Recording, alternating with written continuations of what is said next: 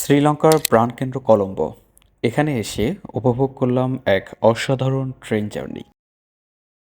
খুব অল্প সময়ের জন্য আমরা ট্রেন জার্নি করেছিলাম। জানালার বাইরে ছুটে চলা প্রকৃতি, সমুদ্রের হাওয়া আর নতুন এক দেশের অভিজ্ঞতা।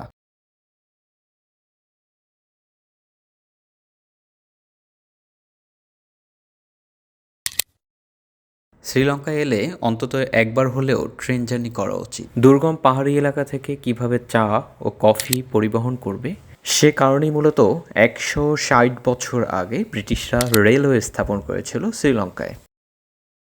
কোস্টাল লাইনে ট্রেন চলার সময় মনে হয় অনেক জায়গায় সমুদ্রের উপর দিকেই যাচ্ছে।